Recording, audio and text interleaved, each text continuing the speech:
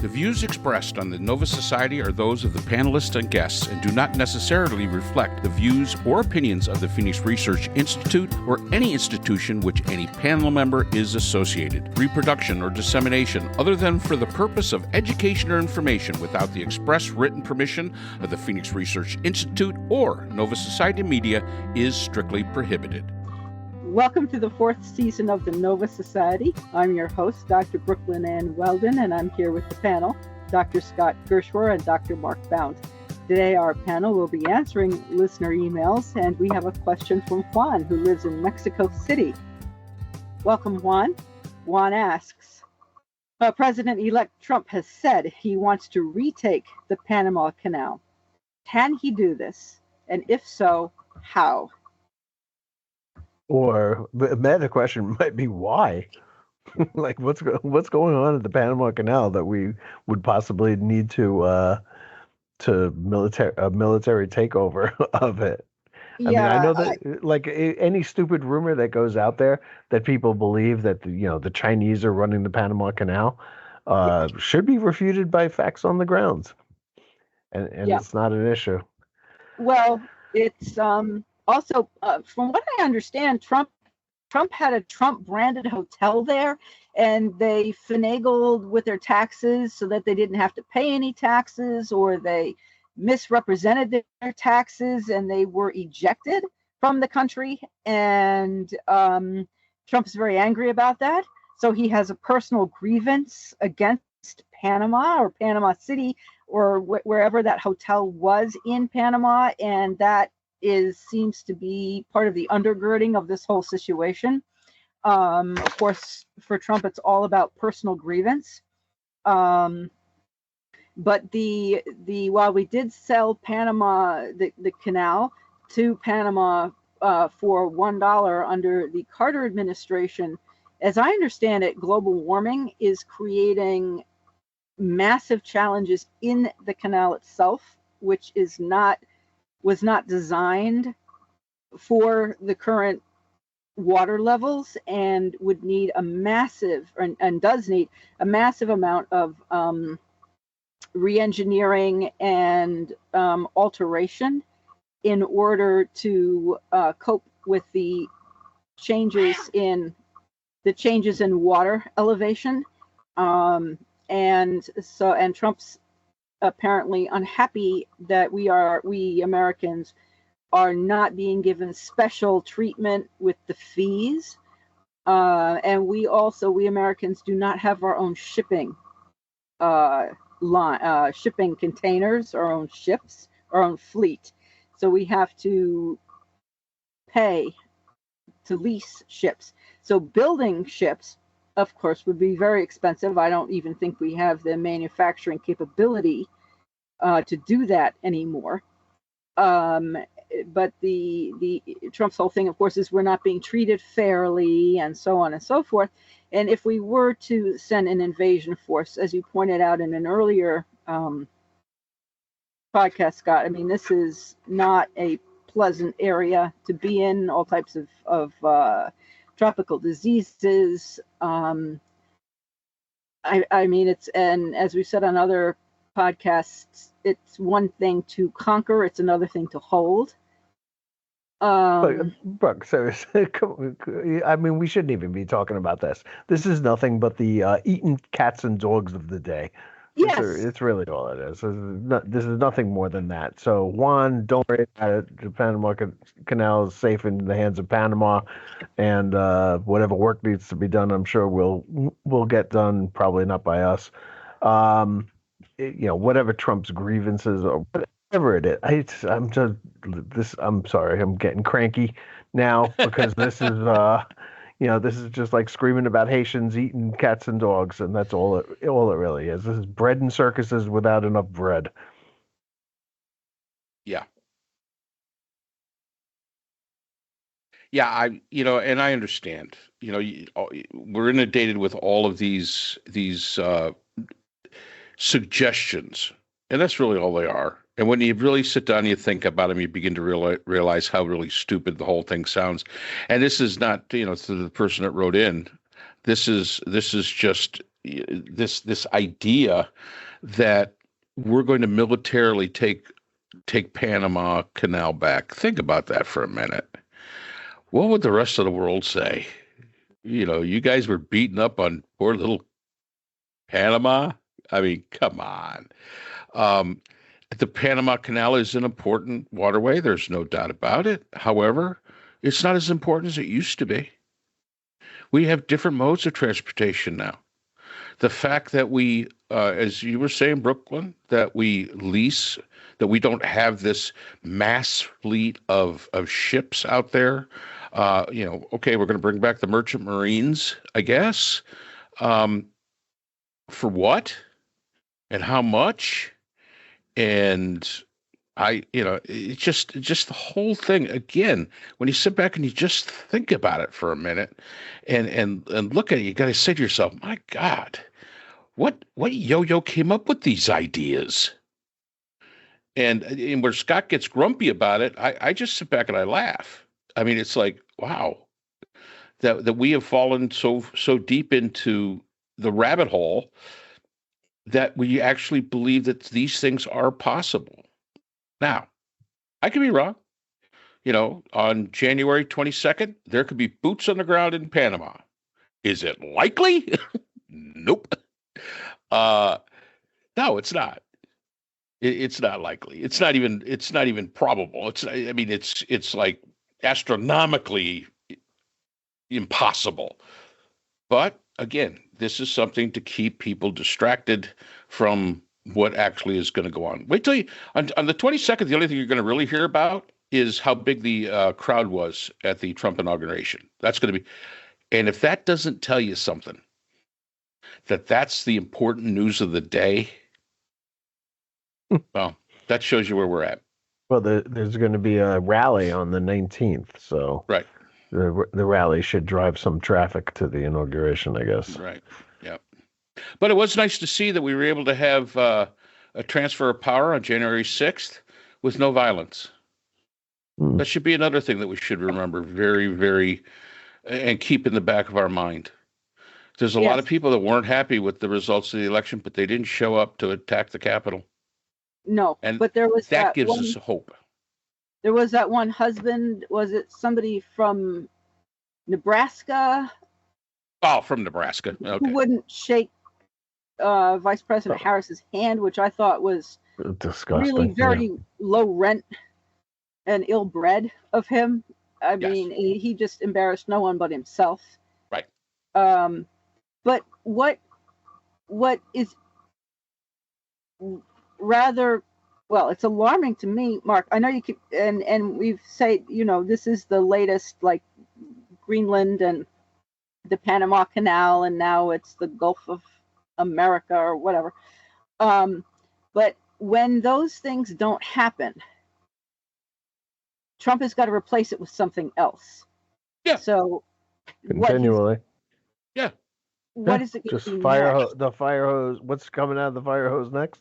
Who knows? Yeah, and that is something that worries me. I mean, we're going from tariffs to annexing Canada to bombing but Brooke, Montreal. If it's not going anywhere, if none of this is going anywhere, why be alarmed over it? Well, it's just it just never stops, and eventually it's embarrassing. Eventually it's going to be whatever the QAnon people are talking about on Reddit will be the next thing. Really?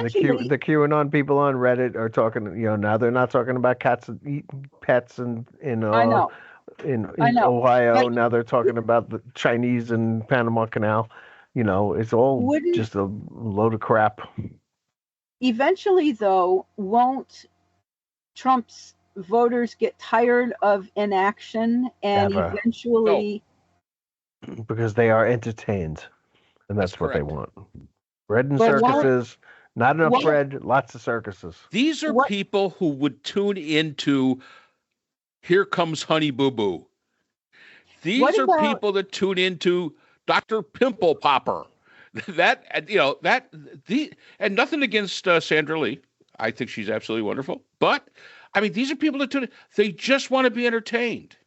What about the person who nearly strangled a journalist to death while shouting, "This is Trump's America." I mean, Okay. it would seem to me eventually that the people, as you were saying, Mark, the ones who concern you are, Trump's followers. I mean, it would seem to me that Sure. eventually there's going to be internal unrest when prices go up, or do you think that Trump will pull back from the tariffs and just say, "Oh well, we're going to waive them because." Trump has such a hold on his group, and I hate to say this, but there's some people that are the Trump, the cultists. This is the idea of a cult, and there's some people where Trump could go and shoot their mother, and they would justify it out. I mean, that's one of the signs of being in a cult. Yes, he has to replace the storyline because again, their attention span isn't all that long. He's going to run this, Greenland and Panama for as long as it gets traction, and then he'll switch over to something else, which will be equally as stupid, which will be equally as not doable. And now they've got something up. Ooh, squirrel! Now they've got something else to focus upon. That's the way this is going to work. That's going to be the next 4 years. Get used to it. The great hope is in that 2 years, the Congress will change and things will actually start to get done again. But these people are going to stick, they're going to keep, like Scott said, they're entertained. That's all they want. And they don't understand the jeopardy that they put themselves in by only wanting entertainment. They should be wanting governance. They should be wanting things getting done. I'm waiting for Elon Musk to come out like Kennedy in the 60s and say, we're going to go to Mars in the next 3 years. That'll be the next big thing. Why are we going to Mars? Who the hell knows? Nobody lives there. A lot of big contracts. Yeah, that's all it is. And yes, people will, yes, but what if none of this comes to fruition? What if, will they begin to get upset? You're talking about the guy that tried to strangle a journalist. That's one guy.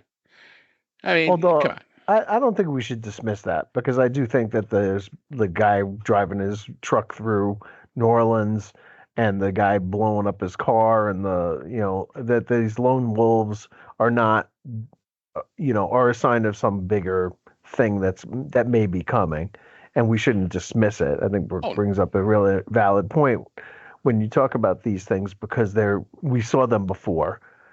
And it's likely that we'll see more of them. Nazis coming out of the woodwork, and a lot of intimidation. I think a lot of I always think of this one guy yelling Trump, Trump, Trump, Trump, Trump. Just like insane. And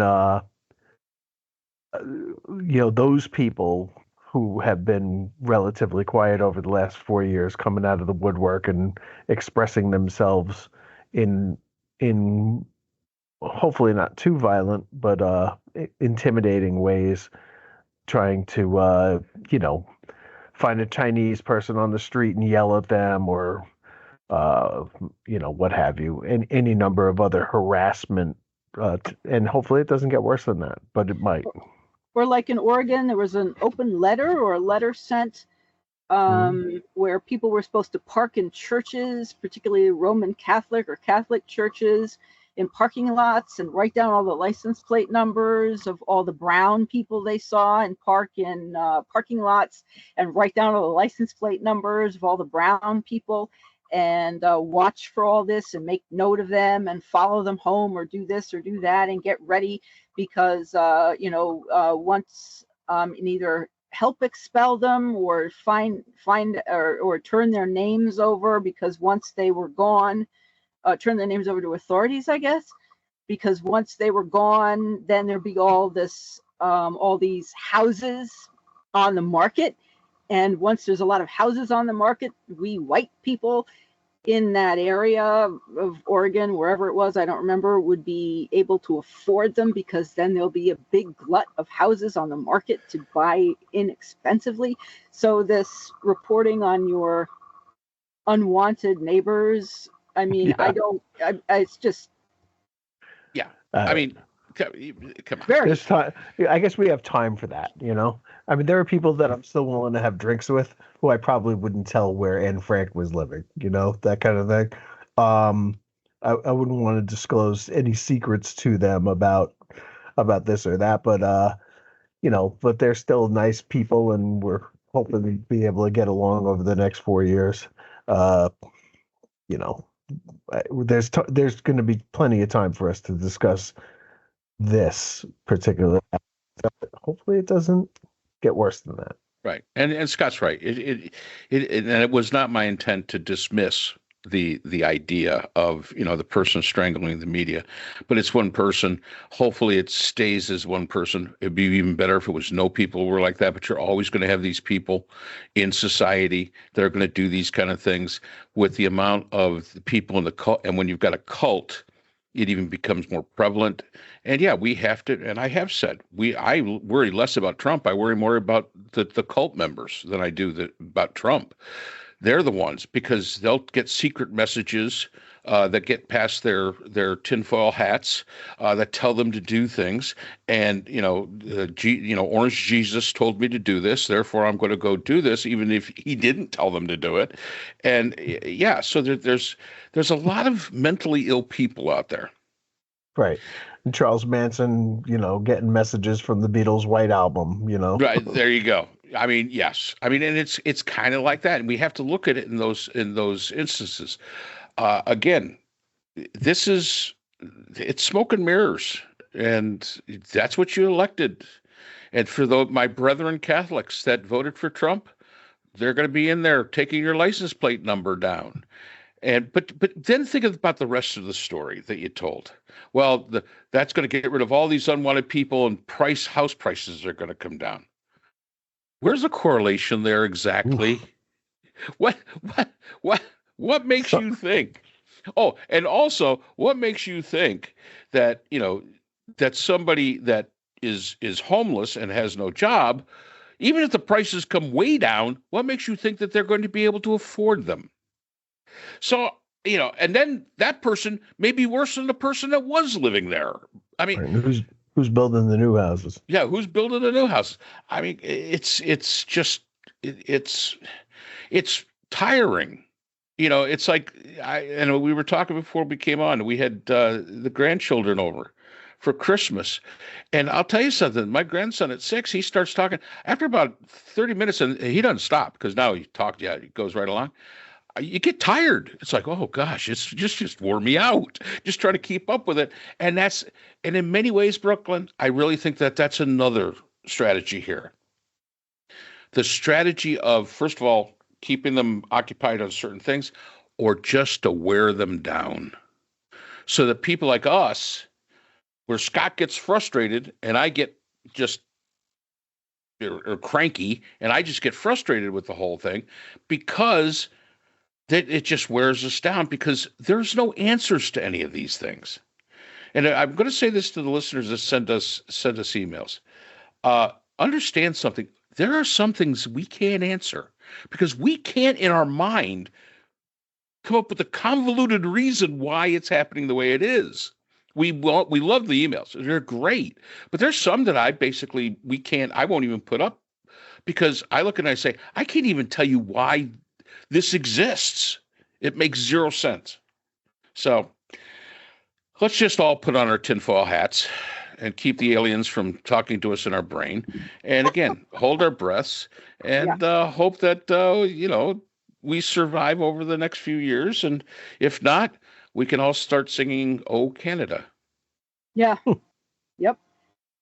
Yes. And thank you. Thank you to our listeners. And thank you to Juan for your question. And I do hope we answered it. We will see you next time for our 4th season of the Nova Society, and welcome to 2025. The Nova Society is a production of Nova Society Media, a division of the Phoenix Research Institute. We'd like to thank our production partners, Buzzsprout, who hosts the Nova Society, Audacity, our editing partners, Apple iTunes, the largest source of podcasts and music on the internet, Spotify, the most popular platform for the Nova Society, and iHeartRadio, your source for all things music and podcasting. The Nova Society is available on all of these and other quality platforms listed in our description. We'd also like to thank all of our listeners. Without your support, the Nova Society would not be possible. If you have a question or a comment, we can be reached at nova.society.podcast@gmail.com. So for Dr. Brooklyn Ann Weldon, Dr. Priscilla Hobbs, Dr. Scott Gershwer, and all of us here at the Nova Society, I'm Dr. Mark Bound. Remember, the true power in society is knowledge. Thanks for listening, and we will see you again next time. Hi, everyone. This is JJ, the co-founder of Good Pods. If you haven't heard of it yet, Good Pods is like Goodreads or Instagram, but for podcasts. It's new, it's social, it's different, and it's growing really fast. There are more than 2 million podcasts, and we know that it is impossible to figure out what to listen to. On Good Pods, you follow your friends and podcasters to see what they like. That is the #1 way to discover new shows and episodes. You can find Good Pods on the web or download the app. Happy listening!